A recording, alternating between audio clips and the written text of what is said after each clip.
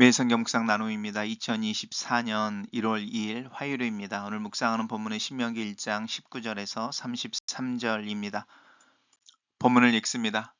우리 하나님 여호와께서 우리에게 명령하신 대로 우리가 호렙산을 떠나 너희가 보았던 그 크고 두려운 광야를 지나 아모리 족속의 산지길로 가데스 바네아에 이른 때에 내가 너희에게 이르기를 우리 하나님 여호와께서 우리에게 주신 아모리 족속의 산지에 너희가 이르렀나니 너희 하나님 여호와께서 이 땅을 너희 앞에 두셨은즉 너희 조상의 하나님 여호와께서 너희에게 이르신 대로 올라가서 차지하라.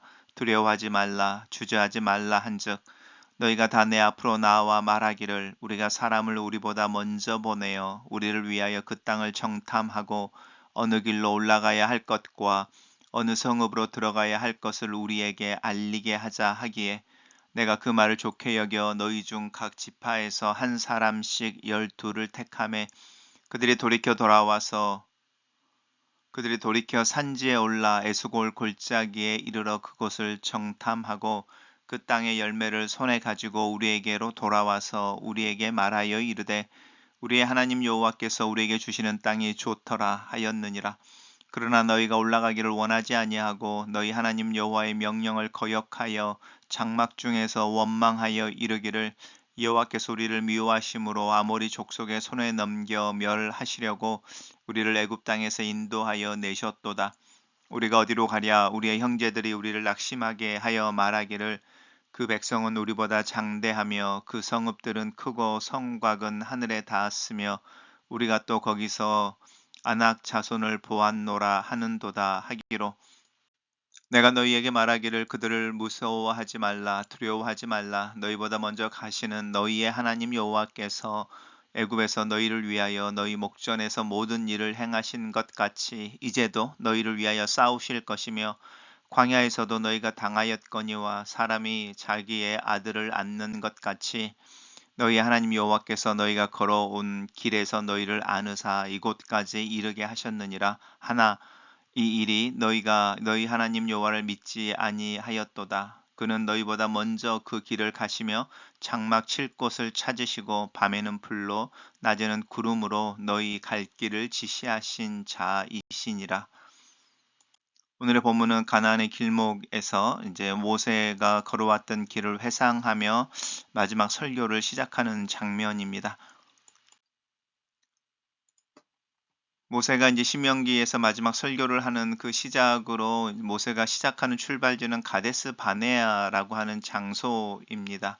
즉 호렙산이라고 하는 하나님 앞에 머물며 1년 정도를 머물며 율법을 받고 또 어, 규례라든지 또 절기라든지 이런 훈련을 받고 또 이제 하나님께서 함께 하시는 성막을 만들었던 그 장소를 떠난 거죠. 떠나서 크고 두렵던 광야라고 이렇게 부르고 있습니다. 그 광야를 지나서 가데스 바네아에 이르렀다라고 하는 부분입니다. 이 아모리 족속의 산지라고 말하는 산지라고 표현되어지는 곳에 임해 있고 이제 하나님께서 이야기합니다. 하나님께서 너희들의 조상의 하나님께서 너희들에게 주신 땅이라고 이 아모리 족속의 산지라고 하는 부분을 이제 부르고 있습니다.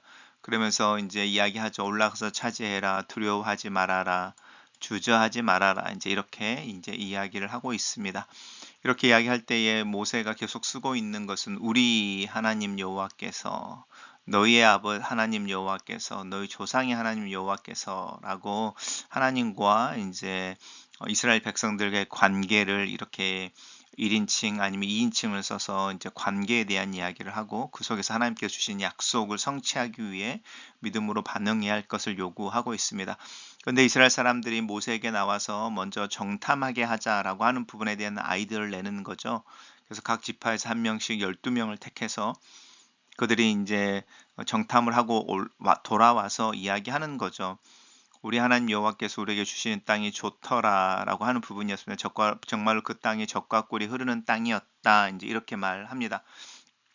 그런데 이제 이스라엘 백성들이 하나님 여호와의 명령을 거역했다. 이렇게 말합니다. 거역하고 원망하는데 그 원망이 뭐냐면 하나님이 우리를 미워하신다. 그리고 아모리 족속의 손을 넘겨서 우리를 멸하시려고 하신다라고 하는 부분입니다. 그 이유가 뭐냐면 이제 아모리 족속의 어떤 백성들이 크고 또 성읍이 크고 성곽이 하늘에 닿았고 또 거기서 이제 거인들이라고 하는 아낙 자손들을 보았다라고 하는 부분인 거죠.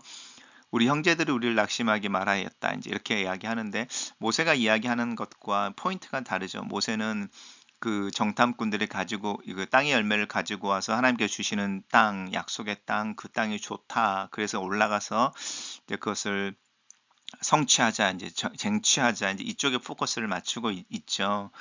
그래서 이제 우리가 잘 알고 있는 것처럼 여호수아와 갈렙이 이야기했던 관점에서 이제 이야기하고 있고 그것에 반대해서 이제 10명의 형제들이겠죠. 10명의 그 정탐꾼들이 이야기했던 내용들, 그 내용들을 이제 과장시키는 거죠. 장대하며 성읍들이 크고 성곽이 하늘에 닿았고 또 거대한 사람들 보았다라고 하는 마음이 낙심되어진 사람들의 관점에서 이제 그 약속의 땅에 들어갈 수 없음에 대한 이야기를 하고 있는 두 가지 관점이 충돌했던 그 부분을 설명하고 있습니다.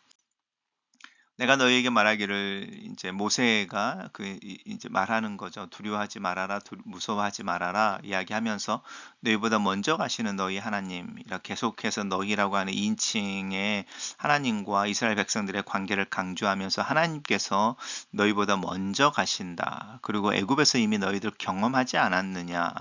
그리고 하나님께서 너희를 위해 싸우실 것이다. 광야에서도 너희가 경험하지 않았느냐라고 말하면서 사람이 자기 아들을 낳는 것 같이 우리가 신약으로 오면 하나님을 아버지라 부르는 것이 이제 뭐 일반적으로 하나님을 부르는 표현이지만 구약에서도 사실은 하나님을 아버지라고 부르고 고백하는 내용들이 있습니다. 대표적인 부분이죠. 사람이 자기 아들을 낳는 것 같이 하나님께서 너희들과 함께 또 너희들을 안으셔서 이곳에 인도하셨다라고 하는 부분입니다. 이런 이미지들을 우리가 잘 묵상해 보면 좋겠습니다.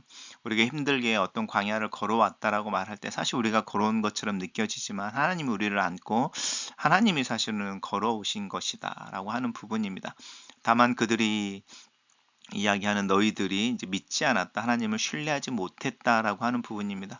근데 하나님은 너희들보다 먼저 그 길을 가시고 너희들보다 앞서 가시면 너희들이 어디에 쉬어야 할지를 먼저 찾으시고 밤에는 불로 낮에는 구름으로 너희의 갈 길을 인도하신 자이시다라고 이야기하는 부분, 그 아버지처럼 너희를 인도하신 그 하나님께서 그리고 너희들을 출애굽시키기 위해 자신의 능력을 드러내신 그 하나님께서 주신 땅 약속인데 하나님께서 그 약속을 성취하게 하실 것이니 우리가 믿음으로 할 수 있는 것은 그 땅에 들어가는 것이다라고 이제 모세가 그 가데스 바네아라는 곳에서 들어가기를 주저하는 이스라엘 백성들에게 이제 이야기했던 그 상황을 설명하고 있습니다.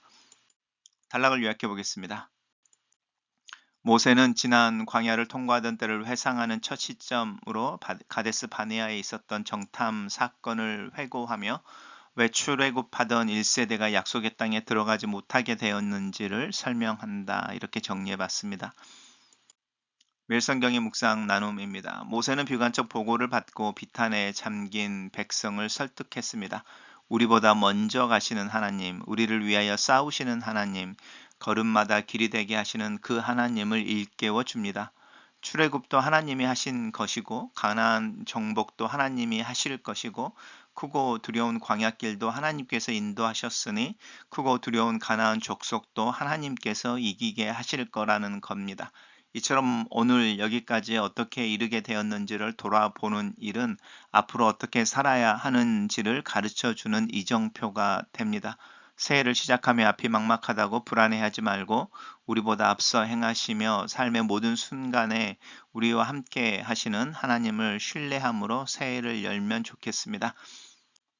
약속의 땅 길목에 위치한 가데스 바네아는 이스라엘 자손이 가나안에 들어갈 수 있는지를 가름하는 첫 갈림길 시험지였습니다. 그들은 그곳에서 하나님의 약속을 믿고 가나안으로 들어갈 것인지 하나님을 의심하여 광야에 남을지를 선택해야 했습니다.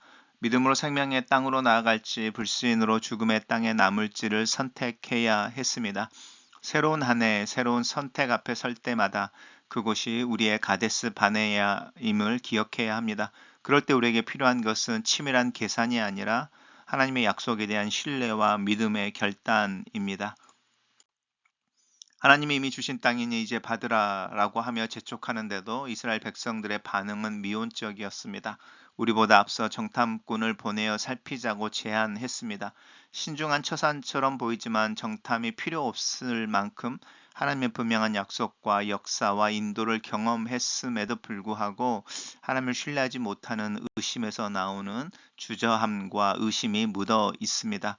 그럴듯한 명분으로 포장해도 마음속 불신을 가릴 수는 없습니다.